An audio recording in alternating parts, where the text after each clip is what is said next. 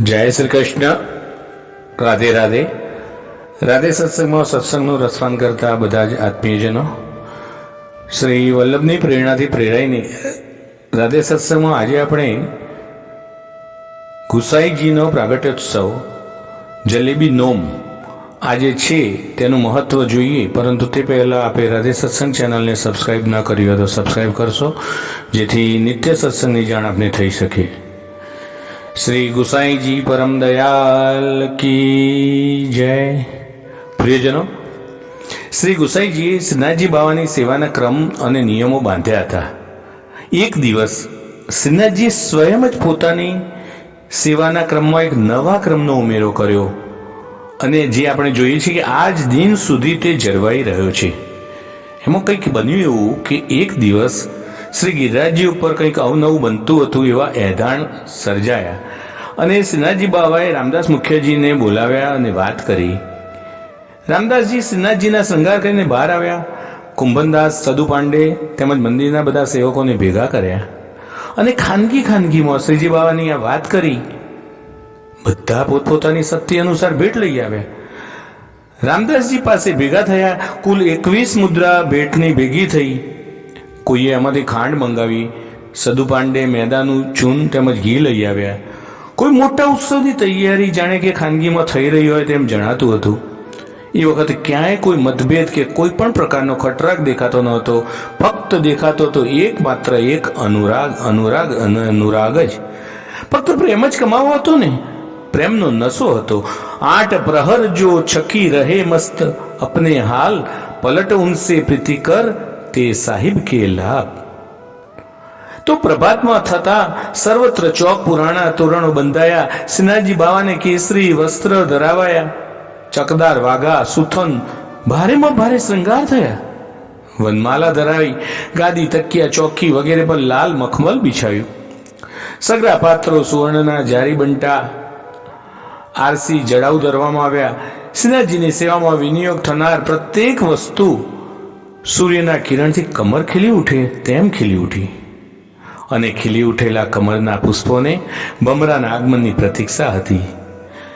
સેવકો, ભક્તો સર્વે સામગ્રી બનાવી જલેબીના ટોપલા સ્વયં શ્રીનાથજી આતુરતાપૂર્વક શ્રી ગુસાઈજીના પધારવાની રાહ જોઈ રહ્યા હતા.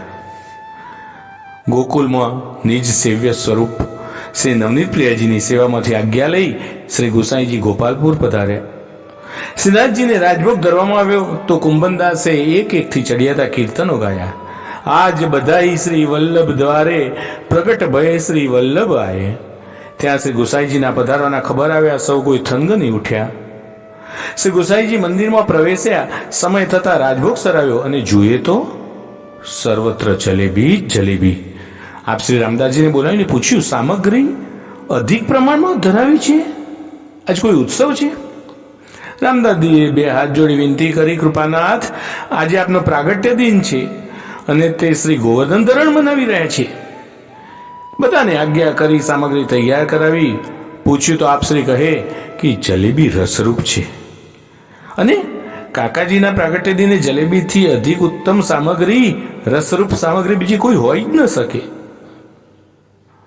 શ્રી ગુસાઈજી અત્યંત ગદગદિત થઈ ગયા.